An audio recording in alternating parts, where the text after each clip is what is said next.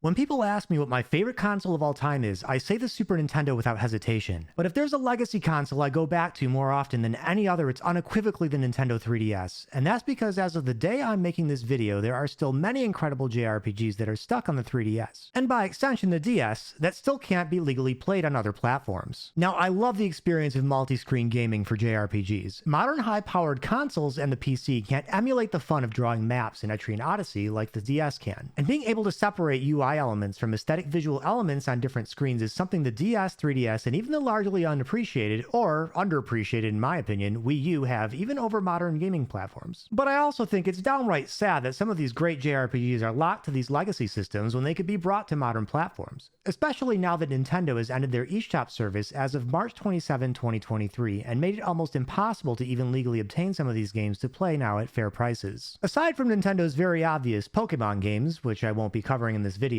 there's also Nintendo and Monolith Soft's Somabringer, an action RPG created by Tetsuya Takahashi and published by Nintendo with music by Yasunori Mitsuda. The game didn't take too many creative risks when it comes to action RPG gameplay, borrowing loot features from much more popular games, which is probably why it was never localized for the West and doesn't see the kinds of demand Mother 3 sees for localization. But it is interesting to see what the dream team of Tetsuya Takahashi and composer Yasunori Mitsuda were working on as one of their first projects under Nintendo's ownership before the Xenoblade Chronicles series became a thing. If you're not offended by emulation, there is a good fan translation of Somabringer floating around. Monolith Soft's other dual-screen game, and the best game on the Wii U in my opinion, Xenoblade Chronicles Cross, is also stuck on that platform. While Square Enix has brought The World Ends With You to other platforms, one of their best Nintendo DS games and one of the most famous JRPG IPs of all time remains stuck as an exclusive on the console, Dragon Quest IX. I can think of a few reasons why Square Enix hasn't brought this game to modern platforms. A lot of what makes the game unique are its multiplayer features tied intimately to the DS hardware. As someone who thoroughly enjoyed the single-player gameplay and implementation of Dragon Quest IX's job system, it is a really good turn-based JRPG in its own right without the DS features. I think the game has aged well even post-Dragon Quest XI, and a lot of people would probably be interested in playing it, especially if the game got the kind of treatment Live Alive and Star Ocean Second Story have gotten with their recent releases on modern platforms. Right now, Square Enix is busy with the Dragon Quest III remake, but maybe there's still hope for Dragon Quest IX in the future. Two other Square Enix 3DS gems stuck on the platform are Bravely Default and Bravely Second. The original game marked the beginning of a beautiful friendship between Tomoyo Asano and Nintendo, as Nintendo was impressed enough with the games to publish them worldwide. This friendship and the worldwide success of Bravely Default undoubtedly led to Nintendo later publishing other Team Asano games on their platform to incredible sales numbers. The original Bravely Default is most well known for its incredible build-up to a mind-blowing twist near the end of the game. Personally, I love the games for their really wacky and unhinged job system mechanics that were just a blast to play through and exploit. Subsequent games in the series inherit these exploitable job systems in spirit. Maybe Nintendo's involvement in publishing these games worldwide has something to do with why we haven't seen them leave the 3DS platform, but it's also possible that Team Asano is just so busy working on their own games, there's nobody left to bring the original Bravely Default games to modern platforms. Since Bravely Default 2 is available on PC, I think there's hope for these games to become available on other platforms in the future. Createx Metal Max series of post-apocalyptic open-world tank fighting turn-based JRPGs are near the top of my wish list when it comes to games that absolutely need to see an official Western release. Three great games in the series, Metal Max 2 Reloaded, Metal Max 3, and Metal Max 4 Gekko no Diva are also stuck on Nintendo's dual-screen hardware. Right now, Metal Max 2 Reloaded and Metal Max 3 can be enjoyed with fan translations. I've linked to a video I made about this unique series below for anybody who's more curious about the flagship Metal Max games. Cygames recently purchased the Metal Max IP, so I'm hoping they bring those games west on current platforms. They're some of my favorite games. I've already talked in some detail about Sega, Platinum Games, and Nude Maker's space opera JRPG, Infinity Space, in another video I'll link to below in my description section. But the business politics of bringing a game like that with so many talented developers involved to modern platforms is probably too big of a headache for Sega to deal with. The game was so ambitious on the Nintendo DS that it would almost have to be a completely different game on the level of what Romancing Saga Minstrel Song or Final Fantasy VII Remake were to their original games. And while I'd love to see it, from a business perspective it's just not feasible these days to invest that kind of money into a very niche game so few people have played. Sega also had another niche, but more popular JRPG series developed by Image Epoch and produced by Rieko Kodama that largely saw only Japanese releases, and that series began with 7th Dragon, released on the Nintendo DS. 7th Dragon is one of the most challenging JRPGs I've ever played. While it's not a first-person dungeon crawler, it does inherit elements of being able to choose your team of adventurers and developing their skills with points earned from leveling up. The game is fairly addictive in a way similar to Atlus' Etrian Odyssey series, but with a third-person view. Coincidentally, Yuzo Koshiro is also the composer for this series like he is for Etrian Odyssey, but his tracks for the 7th Dragon series are much more electronica flavored, which is more in line with the game's settings. 7th Dragon 2020 and 7th Dragon 2022 were later released in Japan on the PSP and do have fan translations available for anybody who isn't offended by emulation. Those games brought the fun gameplay of 7th Dragon to alternate future settings that had some very loose ties to the original game. The only 7th Dragon game officially released in the West was 7th Dragon 3 code VFD on the 3DS. The game kept the series' signature team building and turn-based JRPG mechanics, but stripped away a lot of the challenge that gave the previous games their identity. I still think it's worth playing though. The game has an awesome soundtrack, and there are some incredible Titleoid remix tracks from the game floating around too. The series developer Image Epoch unfortunately went bankrupt, and Rieko Kodama, legend that she has recently passed away, so the first and last games in the series will probably be stuck on Nintendo's dual screens forever. Atlus is perhaps the most prolific producer of high-quality dual-screen exclusive JRPGs, but now that Sega owns them, it's really up to Sega whether to bring these games to modern platforms, and fortunately it seems like they're at least working on Etrian Odyssey. Etrian Odyssey 1 through 3 have already been brought over and they're great games even without the dual screens, but Sega still has to bring over Etrian Odyssey 1 and 2 Untold, and Etrian Odyssey 4, 5, and Nexus to make the series completely playable on modern platforms. The entire series really cements Atlus's long history of making fun and interesting dungeon crawlers, even when most of their other older JRPG series have adopted level design more akin to modern JRPGs. Radiant Historia and Shin Megami Tensei Strange Journey were incredible DS games later remastered for the 3DS with extra content, but they're still stuck on the dual screen consoles. Radiant Historia, Perfect Chronology, does suffer from repetitiveness like a lot of time-traveling JRPGs do with their branching paths, but it makes up for it with a very well-written story, great soundtrack, and some good twists mixed in. Shin Megami Tensei Strange Journey Redux brought back the first-person dungeon crawling exploration of older SMT titles in a brand new game. Shoji Megado's powerful orchestral soundtrack to the game is something else too. It's a stark contrast to the Persona music most people are accustomed to hearing from him and the Atlus sound team, and even quite different from his wild tracks for Shin Megami Tensei Nocturne as well. Devil Survivor 1 and 2 are awesome tactical JRPGs, and they are stuck on the dual screens. Both games got enhanced remasters on the 3DS called Devil Survivor Overclocked and Devil Survivor 2 Record Breaker respectively. The games brought Shin Megami Tensei's signature Demon Fusion gameplay to the tactical RPG genre, and also featured multiple paths and endings depending on which characters you got along best with. It's not only criminal that these games are stuck on legacy hardware, but it's also criminal that no new games in the series have released on modern platforms since Record Breaker in 2015. By far the largest travesty of all is that Shin Megami Tensei 4 and Shin Megami Tensei 4 Apocalypse are still stuck on the 3DS after all these years. Shin Megami Tensei 4, in particular, was criticized heavily and justifiably in the West for how confusing all the locations in Tokyo were to navigate for Western players unfamiliar with the city. But it would be so easy for Atlus to take this game, fix those UI issues for the West, completely redo the graphics for modern hardware like they did for Persona 3 Reload, and release the game worldwide on modern platforms to a much larger market than the 3DS. One of Shin Megami Tensei 4's biggest problems was that it was released exclusive to the 3DS when the flagship series introduction in the huge Western market was with SMT3 Nocturne, exclusive to the PS2 at the time. And while I love and appreciate both platforms for the kinds of different games that can exist on them, the PlayStation audience and the Nintendo DS audience were two completely different beasts. Atlus JRPGs were a fringe overlap existing exclusively on both consoles that were popular among their niches, but not popular enough to get most people buying systems just to play them. As an aside, Shin Megami Tensei 4 was the game that pushed me over the edge to actually purchase a 3DS, but the 3DS was already promising JRPGs like Bravely Default at the time, so it wasn't a hard sell for me. Nintendo just had to lower the price of the 3DS a bit, which they did, and I was a happy buyer. As you can imagine, Atlus showing off Shin Megami Tensei 5 among the other fantastic JRPGs Nintendo showed off in their Nintendo Switch presentation definitely made me a very happy day one Switch buyer too. And I hadn't purchased a console day one since I was let down by the Nintendo 64 in the 90s. Anyways, because the Western Shin Megami Tensei games were released exclusively on two entirely different gaming platforms in the West, a lot of people that enjoyed Nocturne missed out on SMT4 when it was released. Shin Megami Tensei 4 is a blast to play on the 3DS though. It almost felt like one of the screens was the Shin Megami Tensei comp and the other one was the familiar game interface. The game is incredibly immersive with its mature, surreal visuals and Ryoto Kozuka's amazing composition. I can't help but think adapting the game to modern platforms would lose some of the novelty created by the split-screen interface. It's just a shame most people in the West own their 3DS for Pokemon and not for Atlus's more mature JRPGs or any other JRPG for that matter. I'm definitely going to cover the Megami Tensei series in more depth in future videos. My point is that there's a huge potential audience out there that wants to play Shin Megami Tensei 4 but can't. My list is definitely not exhaustive. There are also games like Luminous Arc, Persona Q, Rune Factory 1 and 2, and Final Fantasy IV Heroes of Light, and there are a bunch of much more niche JRPGs out there that I missed. list. But the games I mentioned are some of the games I think could have a future if polished and brought to modern platforms. If there's anything I didn't mention that you'd love to see brought to modern platforms, let everyone know in the comment section below. Thank you for watching, and I'll see you next time.